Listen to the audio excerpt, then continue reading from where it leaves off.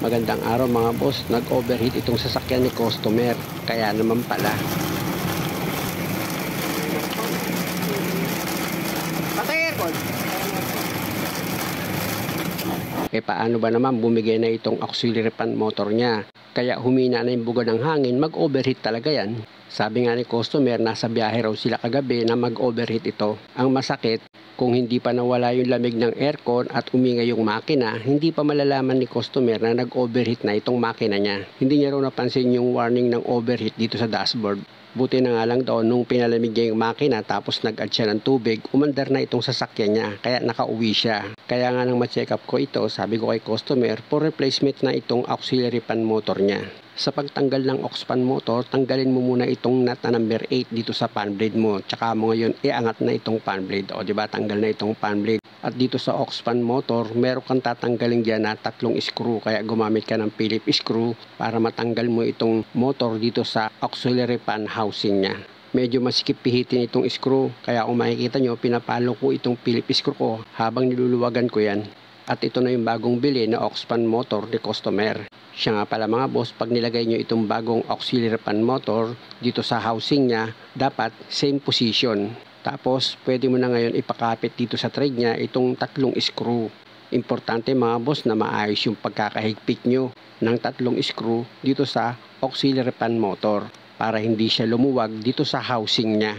Pag okay na, pwede mo na ngayon ilagay itong motor pan niya. Dahil sa half moon yung butas niyan mga boss, kapain nyo lang para ma-shoot nyo. Tapos pwede mo na ngayon ilagay itong nut na number 8. Isang nut lang yan mga boss, tapos maliit pa. Kaya siguraduhin yung maayos yung pagkakahigpit nyo dyan para hindi kayo magkaroon ng problema. At pag okay na yung pagkakahigpit nyo, pihit-pihitin nyo itong blade niya. Dapat freewheeling yan pag umikot, hindi pwedeng may sasayad. Sa paglagay naman itong auxiliary fan assembly, yung tinuro ng daliri ko kung nakita nyo, itutusok mo yan dito sa ituturo ng daliri ko. Yan yung isa mga boss, yung tinuro ko. Tapos yan naman yung pangalawang pagtutusukan mo.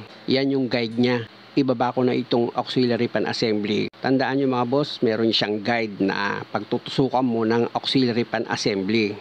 Pag naipasok mo na yan sa guide, idikit mo na itong auxiliary fan assembly mo dito sa radiator. May plastic clip yan na kung sana siyang maglalak.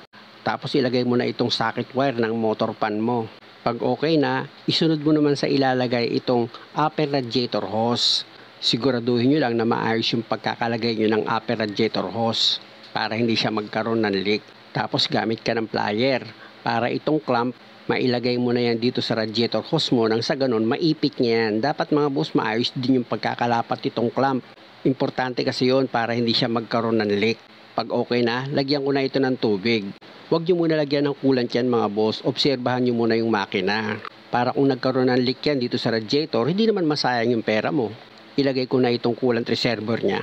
Ayon nga kay customer, marami din daw yung tubig na idinagdag niya dito sa radiator nung mag-overheat siya nung gabi. Kaya nirequest niya na obserbahan lang daw muna bago siya maglagay ng coolant. Pa-start ko na nga itong makina.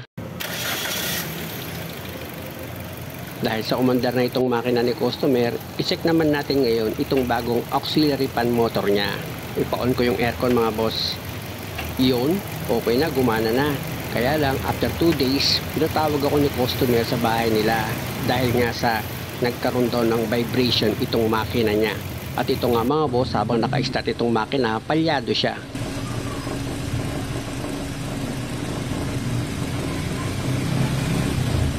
Kinabahan nga si customer dahil malakas yung inig ng makina. Siyempre, isipin mo agad dahil sa pagkaka-overheat, sumingaw itong balbula.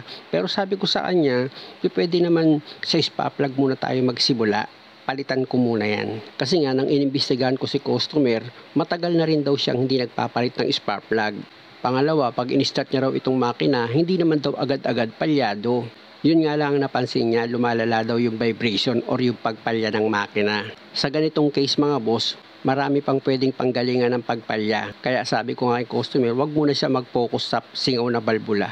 Kundi dito siya mag-focus sa lumang spark plug. Sa pagtanggal ng spark plug nito mga boss, meron kang tatanggalin na 2 volt na number 10 dito sa air filter housing niya. Nakita nyo naman natanggal ko na yun, di ba? Tapos yung clip dito sa cover ng air filter, iangat nyo lang para matanggal nyo itong housing ng filter. Tapos gumamit kayo ng socket wrench sa number 10 para matanggal nyo yung mga bolt dito sa bawat isa ng ignition coil nyo. Pag natanggal nyo na yung mga bolt na number 10, pwede mo na ngayon iangat itong ignition coil mo. Hugutin mo na yan dito sa pagkakatusok sa spark plug nya. Ayan mga boss, nahugot ko na yung tatlong ignition coil.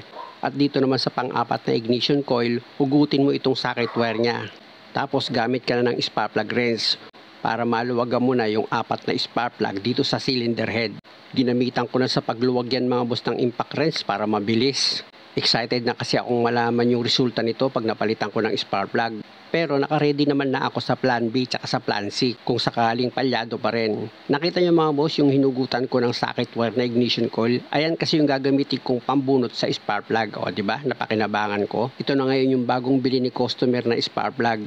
Pag nilagay nyo itong spark plug mga boss, huwag nyo siyang ibabagsak. Kung makikita nyo, idinidikit ko yan dito sa gilid ng butas tsaka ako ipinapa-slide pababa. Pwede kasing matsambahan yan pag binagsak mo tapos matupi yung dulo. Palyado na yan pag in-start mo. Higpitan ko na itong spark plug mga boss. Minanwal ko muna yan sa paghigpit gamit itong spark plug wrench ko.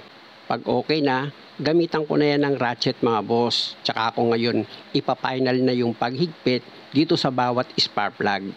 Sa paghigpit naman ng spark plug mga boss, wag naman yung sobra sa higpit, yung tama lang. Tapos pwede mo na ngayon ilagay itong ignition coil. Itusok mo na yan dito sa bawat spark plug nya. Siyempre naman, dapat ilapat mo ng maayos yan. Tapos ito na yung pang-apat na ignition coil. Yan yung binunutan ko ng socket wire. I-connect nyo na ngayon yung socket wire niyan. Siguraduhin nyo lang na nag-lock siya. Tapos pwede mo na ngayon ilagay itong bolt na number 10 dito sa bawat ignition coil niya. Tsaka mo ngayon gamitan niya ng socket wrench sa number 10 para i-final mo na yung higpit. At para mabawasan yung kaba ni customer, punasan ko muna itong ibabaw ng makina niya bago ko ilagay yung air filter housing. Dahil malinis na mga boss, ilagay ko na itong air filter housing ni customer. Pag na-position mo na yan, pwede mo na ngayon ilagay yung dalawang bolt na number 10. Ganon din mga boss, pag hinigpitan nyo itong bolt dito sa air filter housing, wag naman sobra sa higpit, yung tamang higpit lang. Tapos ilagay nyo na itong air filter nya, tsaka nyo ngayon start itong makina. O diba, hindi na maingay yung makina, tapos di na rin nanginginig, wala na rin siyang palya. Nakita nyo naman, spark plug lang ang pinalitan ko. Ano, wala yung palya oh.